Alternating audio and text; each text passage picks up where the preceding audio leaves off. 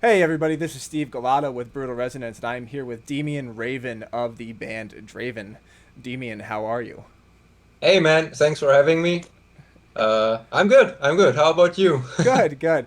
I suppose the first question is now obviously Deamien Raven. It is a pseudonym for your project. It's like the Mhm. character that you've built up around it. Where does the name come from?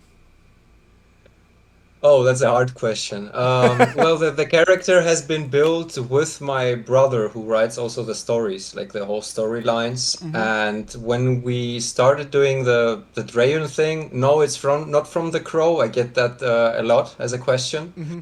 It's actually his favorite character from a book was called Damon. Okay, And we wanted to fuse that with like a demon, gotcha. a demon, Mm-hmm. and that became Deamien. And Raven is from a poem from Alan, from I can't remember the Raven or something, Is it but it was Edgar all Allan him. Poe?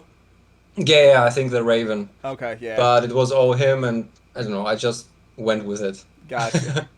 And Yeah. tell me a little about this character that you built up. Who is Deamien Raven? What is he supposed to be? Well, it's yeah, it's kind of hard to explain if you haven't read the stories, Mm-hmm. but it's actually a character that was born in imprisonment Okay. and in a more post-apocalyptic world, like a more not cyberpunk, but I would say more of a steampunk world, Mm-hmm.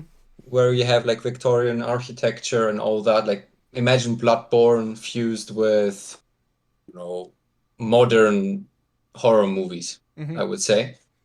And well, the character has been born in that world, cast from everyone and everything. He hasn't seen the outside, where he doesn't know what outside is because he was born like a cell. And there is a higher cult of priests that do different kind of experiments to develop the perfect human being that can survive some gases and some stuff that are um, taking over their society, city, whatever, and people start dying. So they want to find the perfect human being that can survive those gases and survive this toxicity Mm-hmm. and can live in this society without any problems. Because they have created like a pit, and in that pit they throw bodies, and the bodies, decay and they release a certain kind of toxicity. Um, and well, he's not the first not failed experiment. He is a good experiment, Mm-hmm. and but it goes kind of wrong because he gets kind of mad and angry. Like he thinks that the priests don't have the power to change the world, that he only is the one who can, and he has like a perfect blood, and he wants to start splicing his blood with normal humans and finding the way without doing experiments to to yeah create also the perfect human being. Gotcha. um yeah, and that's the whole storyline. Every album is around that. Yeah. Gotcha. So is he supposed to be like? Would you say he's supposed to be like a hero or an anti-hero sort of figure? I, I wouldn't say that he is anything. I mean, he's just a violent person. Mm-hmm. I think he has a good thinking, a good goal of what things should be, but he loses track because he hasn't developed this normal human, I don't know, human soul, human aesthetic to communicate to this. I don't know how to explain it. Like the basic human emotion, it misses. Yeah. So the moment on he starts experimenting, he also gets very violent. He doesn't achieve his goals. He starts killing. He's also half vampire. That's one, the machine that the priests have built is like he has to survive through blood. But he also starts eating people, not only drinking blood, and it's a whole weird character. So I wouldn't say he's bad, neither good. He's something in between. He doesn't really care about salvation. So. Gotcha. So he's kind of like a neutral character. He's after his own goals, but he doesn't really care the means he Yeah, gets to it. yeah, yeah, and he loses track of them most of the time because the basic human emotion is Gotcha. missing. So, Cool. So uh, obviously like Deamien Raven, he seems very kind of rooted in I want to say, B movies in a sense, that sort of Hmm. thing. And, even the cover art of your one of your latest albums, I'm just going to flash it up real quick. Abyssal Arcana, you see him and he's this gremlin vampiric sort of looking guy. Um, Yeah. so you're influenced by a lot of horror movies, right? Yeah, I did. I was. I tried to capture with that record specifically the th last 30 years of horror movie soundtracks. Yeah, I was like, I remember I was going through this, and there's a couple of different, um influences in there. Homages. Yeah, homages. That's what Yeah. I'm trying to say. Like The Conjuring, that one's right up front. Yeah, yeah, yeah, So, yeah. um, what are some of your favorite horror movies then? Well, the record was like if specifically we're talking about the record or in general horror movies. In general, it doesn't matter. Okay, in general, I would say I'm a big fan of James Wan. James Bond. As a Yeah, James Wan, of course, the Saw movies are one of Okay. my, I don't know, best. I love watching them. I love the soundtrack. I love Charlie Clouser behind the soundtrack. Hmm. I'm a big fan of Dead Silence, which is a kind of B movie of James Wan. Okay. I don't Oh know if yeah, you've yeah, ever yeah. seen it. I remember watching that a while back. That's when that was after Saw, I believe, but before he really started like exploding in Hollywood. Yeah, yeah, exactly. It was And I think he never really tried to make it a big movie. It just was a flick that he did on the side. that was with all the like evil dolls and whatnot, right? The puppets and Yeah, stuff. yeah, Yeah, exactly. I remember that. Yeah. I don't remember the plot of it, but I remember it. It was more like if you take Saw, which is kind Yeah, of more industrial, undergroundy yeah. flick, I would say that Dead Silent is exactly the opposite. It's about supernatural Yes. things and, puppets and all that stuff. It was pretty cool, and I don't know, he kind of has this flair in the cinematography, Uh-huh. which is weird. Yeah. Um, I will say that like not all of James Wan's movies, hit home for me. Like I remember when I went to go watch Annabelle, for example, the first one. mhm. I thought that movie was awful. I couldn't stand it. I thought it was terrible. But there was a lot of good shots in that film, and I think I remember two of them. Was one where it was something with a stairwell, and a woman opened up a door to go down a stairwell, and there was that demon just like just waiting for her there on the stairwell itself, and it was just a quick shot. No, I don't think there was any music, but it was terrifying. So that was a good shot, and I remember the other one that I really enjoyed, and I think this is from Annabelle as well, was when there's a little ghost girl standing on one side of the door, and she starts walking towards the woman. The door starts shutting, and when it reopens, the little ghost girl is now like a fully grown adult, and she's coming after this woman. And it was Oh, such I can't remember the Annabelle ones because there are three of them and I never really enjoyed them. yeah. I remember liking the second one, which was Creation, I believe. Yeah, it was, yeah, storyline. I think it was, yeah, the creation's like the first Yeah. one. That was the prequel. Yeah, I remember yeah. enjoying that one. I just didn't like the ending because, it kept doing that start stop sort of motion where it was like the action was happening and then all of a sudden things got Hmm. quiet and then the action started happening and became very repetitive. To me, Yeah, yeah. to I me, see. at the end of a horror movie, there should be a set pace for the action because it's like it's been building up to this. Just give me that good, final. I wouldn't even say it's necessarily a fight scene, but give me that good climax. Keep the pace moving. Yeah, So yeah, yeah.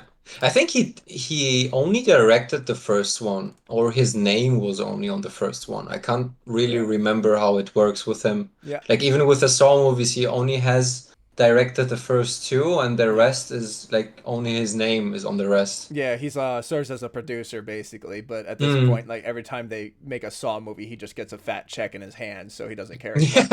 Yeah. It was Well, fun. he started a nice Oh, franchise, of course. absolutely. He's very Yeah. visionary, and that's something funny that I remember. Was watching a interview with John Carpenter, right, and Hmm. he's talking about the Halloween films, and he's just like what he said was, it's funny. Every time a Halloween movie comes out, I put out my hand and a check lands there. And he's just like, and he says, "This is exactly the job I've always wanted." So, Amazing. Yeah. Well, they kind of, set like John Carpenter has set a legacy for horror movies, Oh, he and absolutely that's has. a fact. Yeah, That's a fact. absolutely. Um, I would say also the Sinister franchise is, well, it's not a franchise. It's only two movies, I I think. thought I, Sinister One and Sinister Two. I thought they were doing a third one. I could, or they did or did were going to do a third one. I could have sworn. I could be wrong. Yeah, I've never seen the third one or Yeah. seen a third one come up Yeah, in general. I've only seen the first one. So you're more into like the supernatural stuff, it seems, as well, aside I, from I Saw. I'm both. Like I'm like my top three are Saw, Sinister, and Evil Dead, but the Okay. Evil Dead remake. Um, I just like gory stuff and torture stuff, Okay. but with a twist of, like mystery and kind of trying to solve the clue and Yeah. with a good climax, as you say. Yeah. Like I'm very easily bored of movies like well, the Conjuring movies, I'm pretty bored of them, like the second and third, like the pacing and the Yeah. music. It's nice to watch it and is a good filler as a horror movie, but it doesn't capture my attention, Yeah. like to feel terrified or Hmm. yeah. I felt the same because recently I just watched. Me and my wife, we tried to watch The Descent. You ever seen that one? Yeah, I've Yeah. seen that movie. It was from 2004, and honestly, I couldn't get into it. I thought it was very boring. I thought it was just slow paced, and the creature designs were at best. Hmm. And I think that the most terrifying moment in that film was actually towards the beginning when the one girl is crawling through the tunnel and she gets stuck, and they're Hmm. trying to like get her out before it crushes her alive. I thought that Yeah, was that I thought that was terrifying, and the rest wasn't. You know? yeah, they tried a lot with that movie. I remember they really tried with that movie, but it never really, I Yeah. don't know, worked. Yeah. Yeah. Yeah, that's the thing with horror movies. It's always like the cinematography, and I think a lot of what a horror movie is the music. Absolutely. And people don't like people think sometimes that the music needs to be like the simple stuff, like for Hmm. example in Insidious, but Yep. Insidious works because the pacing is totally different than in Hmm. other horror movies. Well, Um, we could also look at. Did you watch Pearl yet? Pearl? No, no, Okay. I haven't. Have you seen X or no? Yeah, I've seen X. Okay. So if you take a movie like Pearl, now I'm not going to give any spoilers away, right? Except that Hmm. when you go into it, it's very inspired by, oddly enough, The Wizard of Oz and Mary Poppins. But Okay. it's more of a psychological thriller than it is a horror.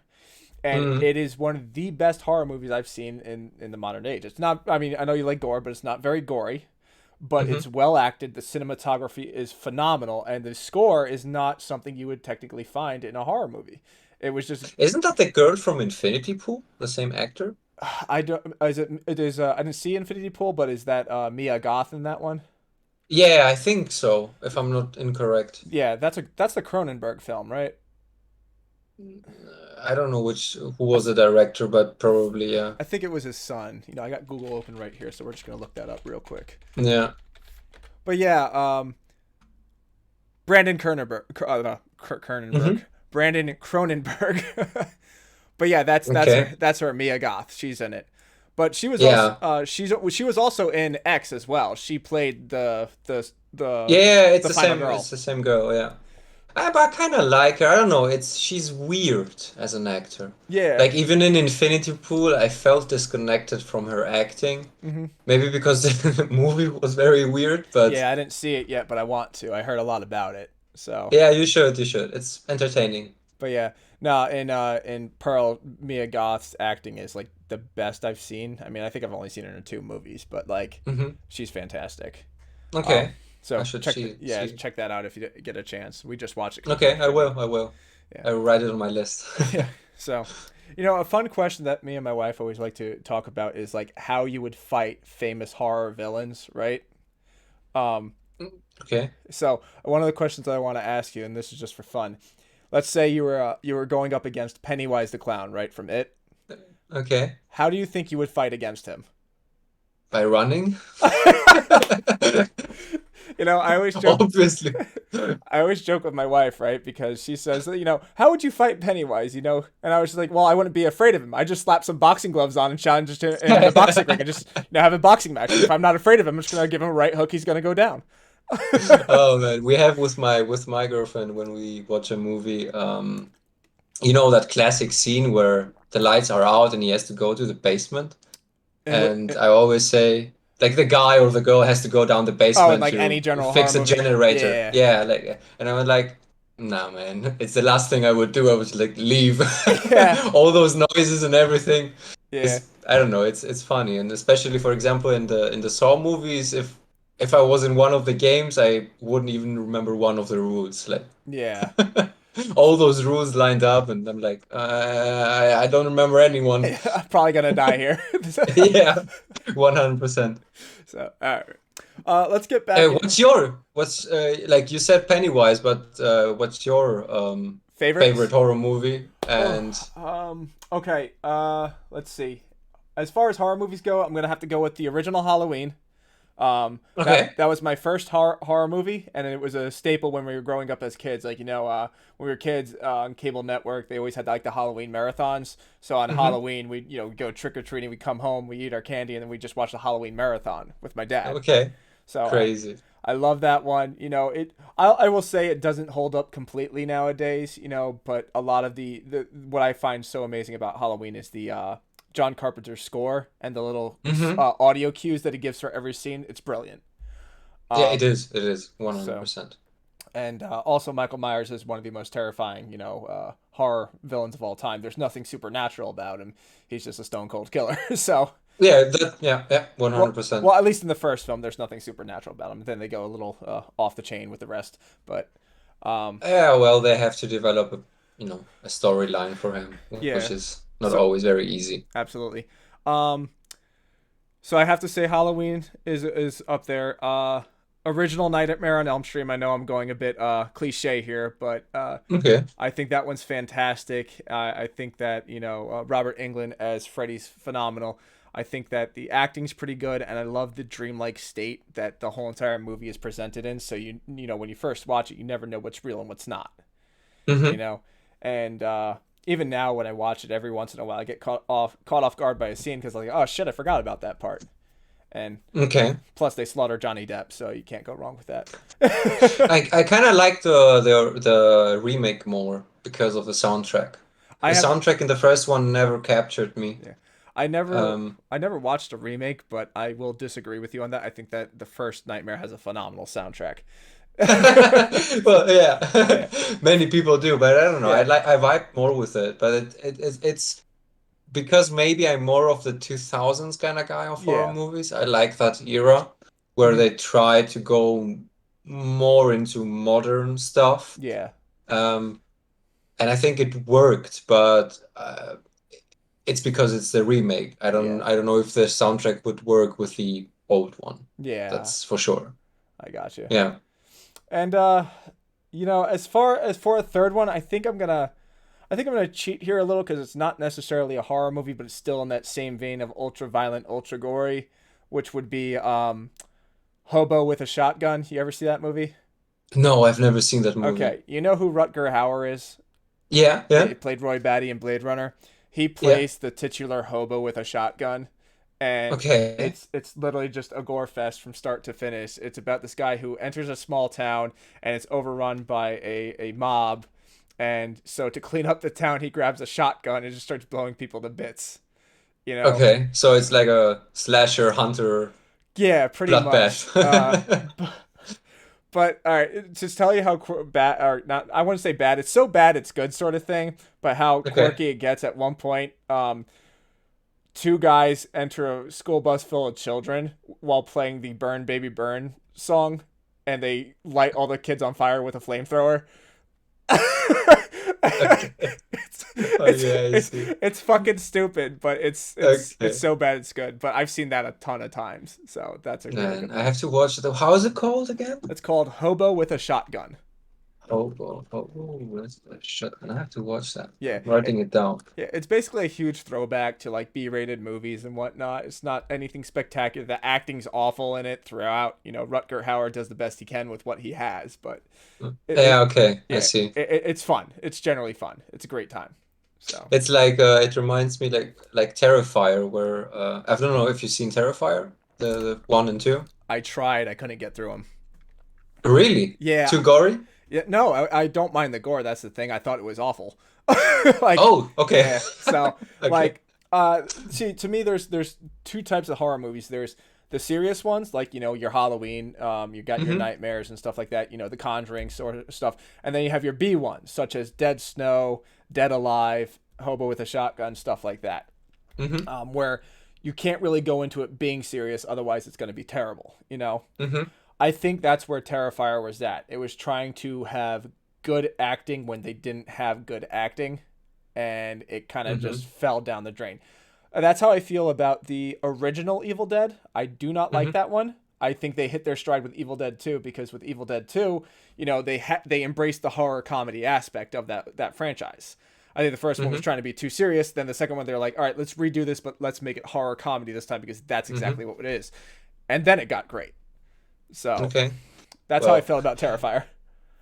okay, crazy. I like Terrifier a lot, like especially the second one. I liked it because it was like a horror movie that had no purpose, I would say. Yeah, I found that the clown was I liked that he had this I'm, killing for the lols, like yeah, kind of. mm, And that's why I wouldn't say they are perfect movies, yeah. but they had like terrifying moments. Oh, absolutely. And yeah, okay, the plot was meh. Yeah, Okay. But half of the horror movies are like that, so I don't exactly. really mind. See, I was actually really going into Terrifier expecting something great because I heard it from not only from you but so many other people, even on my Facebook, because I'm friends with a lot of people who love horror. That Terrifier is great, and Terrifier is fantastic. And then I tried it, and I will say that the guy who was playing the clown did a lot of decent facial acting. Like he didn't say Hmm. much, but what he was doing when he was toying with his victims and stuff like that. That was pretty cool. But other than Yeah. that, it was just very mediocre. I couldn't get into it. Yeah, I understand that. It's also a matter of taste. Like I know Exactly. many people like The Shining, for example, Hmm. and I've tried to watch it so many times. Yeah. And so many times I've fallen asleep. Yeah. I Well, literally fallen yeah. asleep during the movie. Me and my wife, we enjoy that one, but we did a retrospective on it recently because we rewatched The Shining, right? And what Hmm. we said is basically that Jack Nicholson in the role of Jack, well, yeah, Jack, uh, Yeah. he does great. I think Jack Hmm. Nicholson plays that insanity so well. But Hmm. you get to who played the wife? I forget her name. I Uh, know who you mean yeah, by the wife. Yeah. the woman who played the wife. Her acting is pretty bad throughout most of that film. And I wouldn't say that the acting is what bothers me. It's the pacing of the movie yeah, that bothers me a mhm, lot. That there is, for a very long time, nothing happening. yeah, Uh, Like, like okay, all those like kind of, undergroundy supernatural yeah, stuff that, occur in his brain and atmospheric and blah blah blah blah. But that's too much for a movie for me. Like, if I want to yeah, watch a movie, I want it to end in 2 hours and not have a 1 hour and 30 minute intro. yeah. Did you uh Um, did you happen to watch the sequel, Doctor Sleep? yeah, I did. I did. I enjoyed that more. Yeah, me too. I'm a big, really big novel fan and in general Stephen King fan. Hmm. And like even when I read the book The Shining, I liked the book, but I just didn't like the movie. And for Doctor Sleep, I liked the movie more than the book for some reason. Yeah, I Um, thought Doctor Sleep was very well done. I was actually expecting a subpar film, but mhm. no, it was damn good. And only part that I kind of complained about was the ending. I think they kind of flopped there. Maybe they were trying to be respectful of the book, but I was expecting a better showdown between Danny and the witchy woman. I forget her name. So Yeah. Well, it was a good movie. The acting was top hmm, notch, I think, yeah, like for what they had, yeah, and it was and satisfying. yeah, and the scene where they eat the boy, the baseball kid. That Hmm. was that was pretty good. That was very well done. Okay, You know. cool, So, cool. Yeah, but can't remember. The ones that I saw recently was like the one that really stuck with me last year was Malignant, heard of it, haven't uh, seen it. by James Wan. It's like a Galileo flick. with modern touches on it. Okay. And the other one that I recently enjoyed was Evil Dead Rise. It wasn't the best, Yeah. but it was enjoyable. Me, I actually did not like Evil Dead Rise. I tried so hard, man, and it's You like, know what bothered me uh, really? Is that the Evil Dead remake of 2013 was literally a masterpiece from to yes, end. mm, Score, cinematography, yes. acting. They tried to reinvent the movie on a gore and mystery and all that stuff. They made it an actual horror movie. That's why. Yeah, and it was terrifying at Yes. moments. And the Evil Dead Rise had this one problem that they tried to replicate scenes from the remake Hmm. and also inflict this, comedy in Yes. there. And they had so many opportunities. For example, I don't want to spoil anything, but you see that already in the trailer with the grater, the scene with the grater. It Yes. should be like one of the most brutal scenes in the movie, and it lasted two minutes, Yeah. nothing. And it was just like, okay. Yeah. I honestly want to say that the most recent John Wick film was more brutal than Evil Dead Rise. Yeah, So, yeah, that's true. And it was very enjoyable. exactly. But yeah, my thing about Evil Dead Rise was I thought that that intro segment, like the 5 minute intro that we got, was scarier, more tense, and had the best cinematography in the whole entire film. And Hmm. then we got the Hmm. rest of it, and because as you said, they try to replicate a few scenes from the Evil Dead 2013, but that scene in the beginning where the woman rises out of the water, it's just that wide shot. Hmm. I thought that was fantastic. It was, it Yeah, was, it was. and It then it was just 100% yeah, fantastic. and it just goes downhill from there so quick. So, Yeah, yeah. Well, but it is what it is. Anyway, let's yeah. get back to Draven. Yeah. So Uh, let's dive right into it. You got a new full album, I suppose. I'm not sure if you even announced this yet. Have you? no, I haven't. I So haven't. Well, I've done some singles and it's in the description of the singles, gotcha, but people don't pay gotcha. attention, so So we could call this the exclusive first announcement of the yeah, yeah. of the new album. It's Yeah. going to be called Massacre Blood Club. Um, Yeah. Now, interestingly enough, we were just talking about the character Deamien Raven, but he's not a part of this story arc, right? Yeah, he isn't. He isn't. Okay. So Um, give me the rundown of it. What is the story of this album? Is it standalone? so my brother writes the stories for these albums, and when I was writing Abyssal Arcana, he had this epiphany that he has a story, a side story for Draven, for the Draven project, but it doesn't involve the character. And I was like, huh, how does that work? And he's like, yeah, I'm just, trying to expand a little bit the horizon of the city and all the peoples and all those creatures, supernatural beings, etc., etc. So you're building like your And your your universe and your lore. yeah, exactly. Cool. And I'm like, okay, give me the rundown. And what it is, it's actually so. I explained that the priests have, experimented on a lot of people, Hmm. and the ones that have been experimented on and released into the city are called vamps. It's like I don't know, like a gang of people, a certain gang of supernaturals that are half vampires and half machines. Okay. But they don't actually work as vampires. They just slay with their electronic and machinery parts people. And that's the one part of the city, and the other part of the city are just normal human beings. So in the bad part of the city, there are a lot of nightclubs, and there are happening a lot of different weird stuff in Yeah. them. So that's kind of the storyline. And the music uh, that has been written is half half. It's a little bit of a nightclub feeling, but with this like gory and horror vibe. Okay. And the other half is still the Draven feeling, but more violent and more heavy, I would say. I don't want to spoil a lot of the story because then the record doesn't make a lot of sense, but Hmm. Draven is not involved, and it didn't make sense for me to go down the road which Abyssal Arcana was. Hmm. And I tried to make my own standalone thing. Okay. And each track is more of I try to experiment a lot of with genres, different genres. So each track is a different genre, and I try to make the best of it, always with a Draven horror atmosphere on top of that, but evolved, heavier, and more tuned into gory, violent scenes that can happen in a nightclub. And have you seen ever the Collector movie, Collector 1 and Collector 2? I have not seen them, but I know of them.